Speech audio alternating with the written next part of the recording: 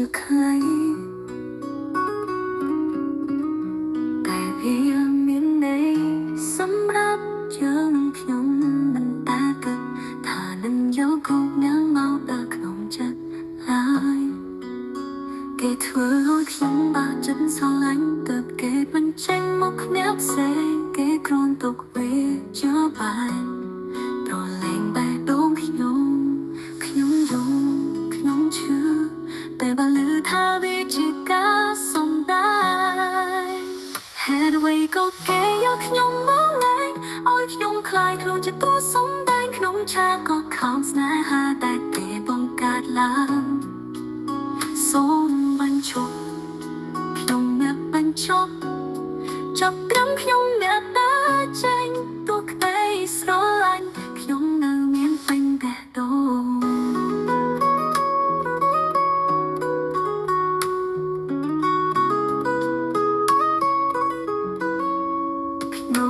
វេលាតែយើងស្គាល់គ្នាវាពិតជាខ្លីតែវាមានន័យសម្រាប់យើងខ្ញុំមិនតែគិតថានឹងយកគ្រប់អ្នកមកដាក់ក្នុងចិត្តឡើយ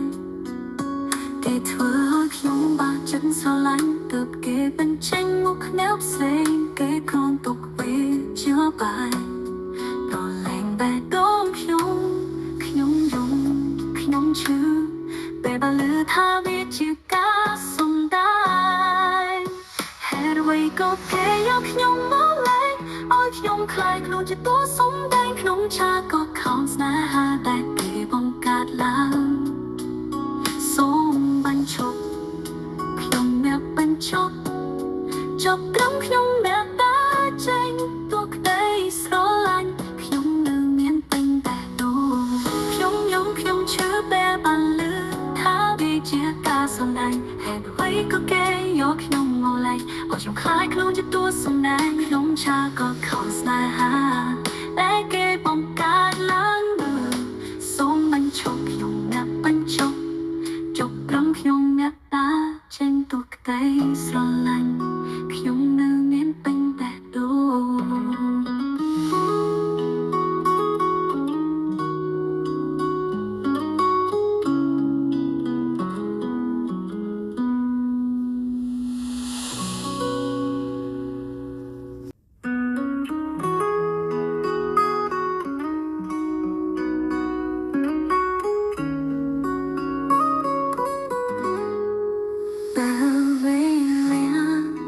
យើងស្គាល់គ្នាវាពិតជាខ្លីតែវាមានន័យសម្រាប់យើងខ្ញុំមិនតែគិតថានឹងយកគ្រប់អ្នកមកដល់ក្នុងចិត្តឡើយគេធ្វើឲ្យខ្ញុំបាក់ចិត្តស្រឡាញ់ទើបគេបញ្ចេញមកគ្នាផ្សេងគេគ្រាន់ទុកវាជាបាយប្រឡែងបែបដូងខ្ញុំយំខ្ញុំឈឺតែបើលឺថាវាជាការសំដែងហេតុអ្វីក៏គេយកខ្ញុំមកលែងឲ្យខ្ញុំខ្លាចខ្លួនជាតួសំដែងក្នុងឆាកក៏ខំស្នេហាតែគេបង្កើតឡើងសូមបញ្ឈប់ខ្ញុំអ្នកបញ្ឈប់ចាប់ត្រឹមខ្ញុំអ្នកតាចេញទោះក្តីស្រឡាញ់ខ្ញុំនៅមានពេញបេះដូង